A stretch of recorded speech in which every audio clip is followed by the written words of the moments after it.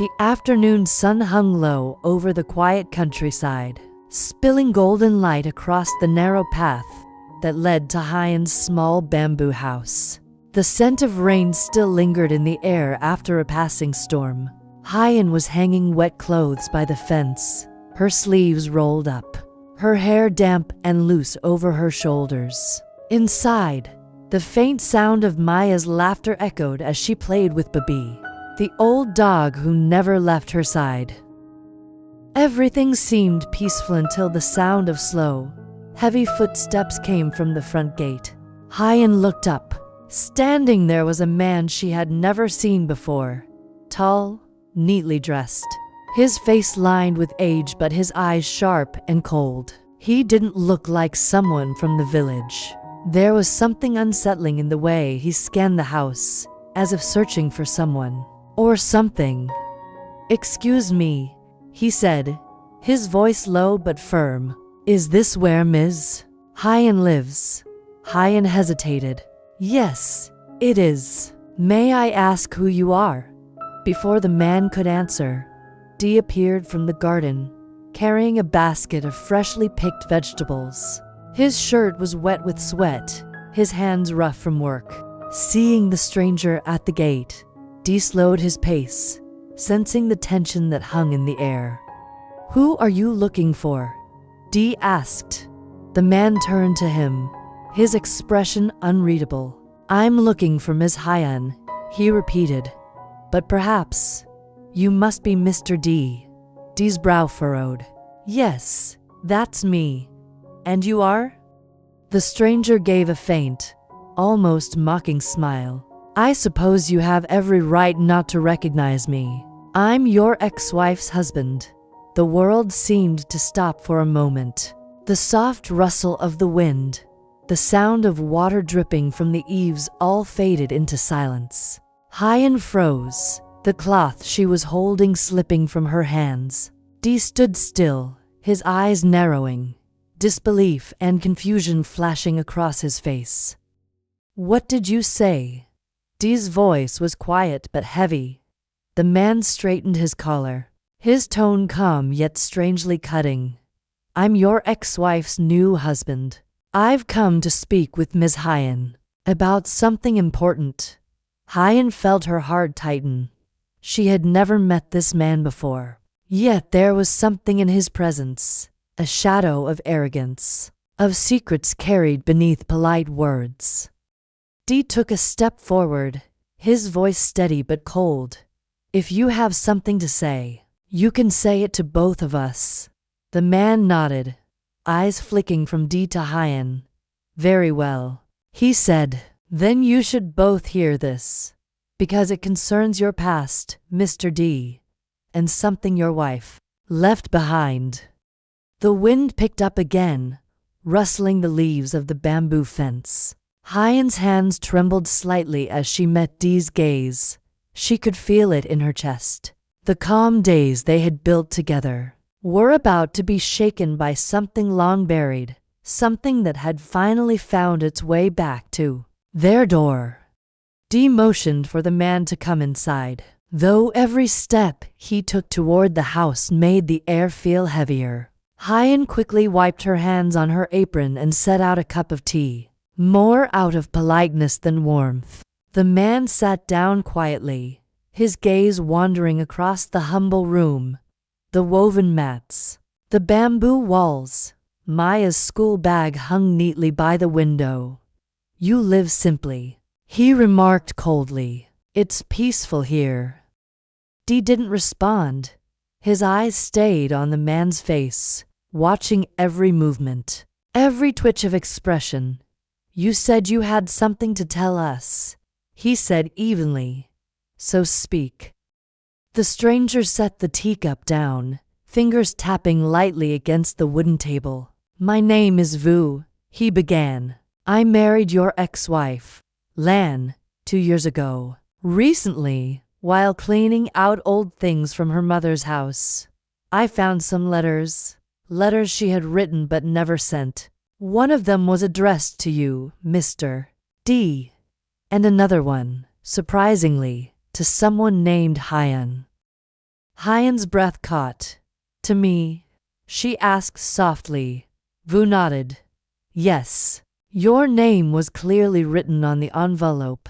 Dee frowned. What was in the letter? Vu looked up, his tone calm, almost rehearsed. Lan said she regretted how things ended between you. She claimed that you were unfaithful, that there was another woman, and she blamed Huyen for everything. But the more I read her words, the more I realized something else. She was obsessed, bitter. And then, strangely, she wrote that she wanted to meet Huyen again. To clear things up, she said. Dee clenched his fists under the table. Clear things up, he muttered. Vu leaned back in his chair, eyes narrowing. Lan has been unwell lately, mentally unstable. She talks about the past constantly, about you and this woman named Huyen. I came here today because she begged me to find her.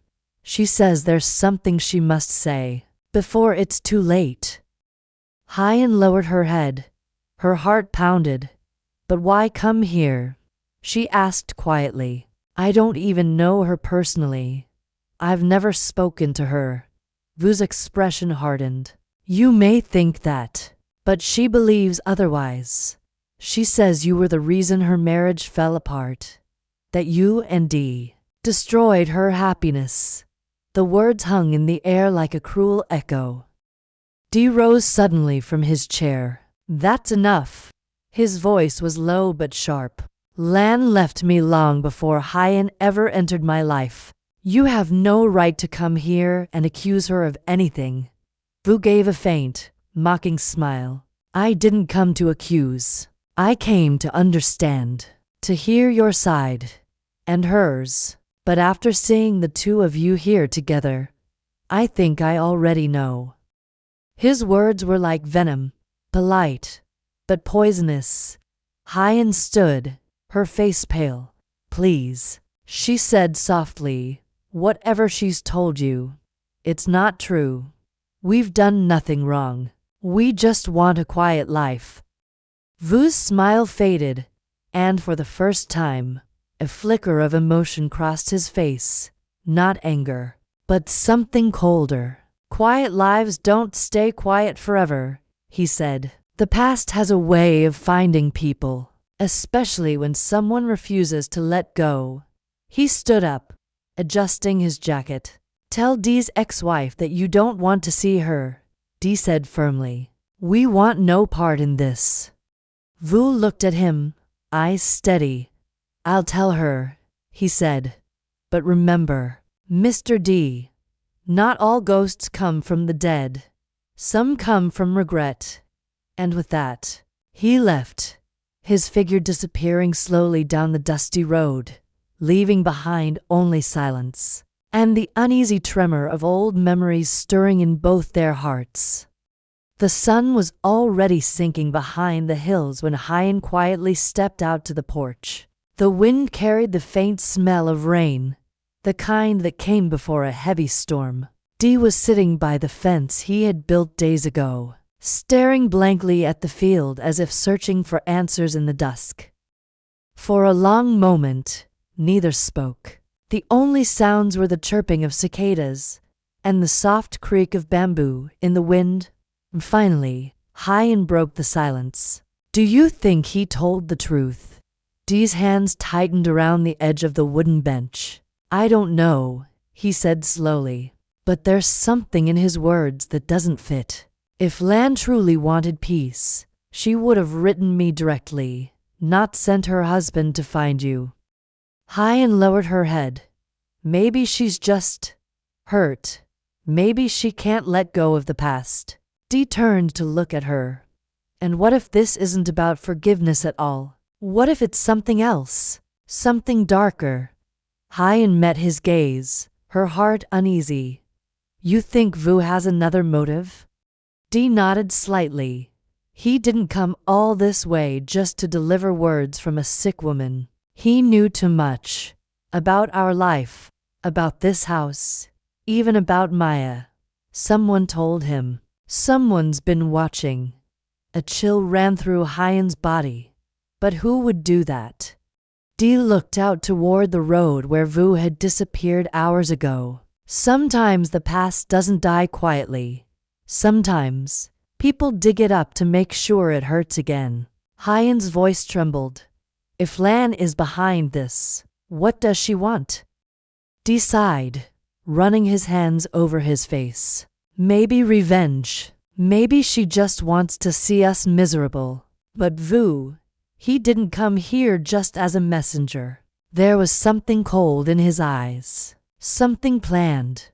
The wind picked up, blowing dust across the yard. In the distance, thunder rumbled. Inside, Maya's laughter could be heard faintly, innocent, unaware.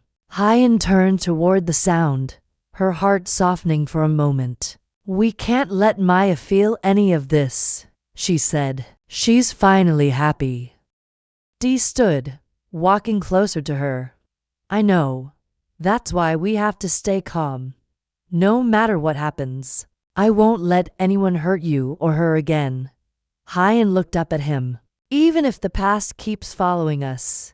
Dee's voice was steady. Then I'll walk right into it. And face it myself. For a moment, the two stood together under the darkening sky, their shadows stretching across the yard. The storm clouds thickened, heavy with promise. Somewhere far down the road, a figure stopped beneath a tree. Vu, watching the faint light of their home through the rain. He took out his phone, glanced at the message glowing on the screen, and typed a single reply. I've found them. The wind howled louder, rattling the windows of Huyen's small house. Inside, she closed the door gently, unaware that the peace they cherished was already beginning to crack. Night came heavy with rain. The sound of thunder rolled across the valley, echoing against the hills like distant anger. Huyen sat by the window, her hands trembling as she folded Maya's clothes. Each crack of lightning revealed her anxious face, pale, lost in thought. Dee had gone out to lock the barn doors before the storm grew worse. When he returned, his shirt was soaked through, but his eyes were sharper, more alert. He had sensed something, a movement. Near the road, a shadow that disappeared too quickly. Huyen, he said quietly. Someone was out there. She froze, the folded shirt slipping from her hands. Are you sure? He nodded. I saw footprints by the fence. They weren't mine. Just then, a knock echoed on the wooden door. Slow, deliberate. Maya woke up, startled. Mama, she whispered. Go back to sleep. Darling, Huyen murmured, hiding her fear. She glanced at Dee. He motioned for her to stay back as he walked to the door, every step tense and cautious. When he opened it, lightning flashed, and there stood Vu, drenched and pale, his expression unreadable. Can I come in? Vu said, his voice low. It's raining too hard. Dee didn't answer immediately. The two men stood face to face, the storm roaring behind Vu like an unspoken warning. Why are you here again?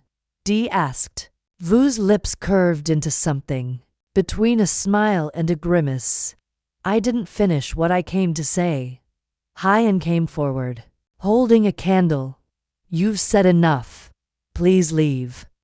But Vu's eyes softened when he saw her, not with warmth, but with something strange, like pity mixed with guilt. You deserve to know the truth, he said. Dee frowned. What truth? Vu took a slow breath. Lan, she's dying. But before she does, she wanted me to tell you something. Something she never said to your face. Huyen's heartbeat quickened. What is it? Vu hesitated, glancing between them. She said she never hated you. Dee. Not really. She hated herself for losing what you gave her. But she also said she could never forgive Huyen. Huyen's face turned pale. Me? Why? Because, Vu continued, his voice almost breaking. Lan believed you were the reason Dee left her. The reason their child didn't make it. Dee's jaw tightened. That's not true. I know, Vu said quickly. I told her that. But grief twists people, makes them cruel. Before she died, she asked me to come here, not to hurt you, but to give you this. From his coat pocket, he pulled out a small, worn envelope. Dee hesitated before taking it. Inside was a faded photo. Lan, smiling beside Dee many years ago, holding a tiny baby wrapped in a white blanket. Dee's breath caught. He had buried that memory deep. She wanted you to remember who you were, Vu said softly. Not to carry guilt, but to understand that even in her anger, she still loved you. Huyen's eyes filled with tears. The tension in the room shifted, heavy but no longer sharp. The rain outside softened into a whisper. Vu looked at them both, his face weary. She passed away 3 nights ago, he said quietly. I came because she didn't want to leave this world with hate. For a long time, no one spoke. The only sound was the crackling of rain on the roof and Maya's gentle breathing from the next room. Finally, Dee stepped closer and put a hand on Vu's shoulder. Thank you, he said simply. Vu nodded. Take care of each other, he murmured, then turned and walked out into the fading storm. Huyen stood by the doorway, tears rolling silently down her cheeks. Dee watched Vu's figure disappear into the mist, feeling both grief and strange relief. Sometimes, he thought, forgiveness doesn't arrive in peace. It comes through storms. Morning came soft and bright after the long storm. The air smelled of wet earth and wildflowers. Dee stood outside, watching the sunlight touch the hills. His mind still heavy with what Vu had said. Huyen brought him a cup of warm tea. Neither spoke for a while. The quiet between them felt gentle, no longer filled with fear. Dee, Huyen finally said, maybe the storm was meant to wash away what still haunted us. He looked at her, at the woman who had stood beside him through pain and doubt, and nodded. Maybe you're right, he said. It's time to stop running from the past. Inside, Maya's laughter broke the silence as she played with Babi the dog. The house, though humble, was full of life again. Dee took Huyen's hand. We'll start over, he said softly. Not forgetting, but forgiving. Huyen smiled through her tears. And living, she whispered. Outside, the last drops of rain fell from the roof, like the sky itself was letting go.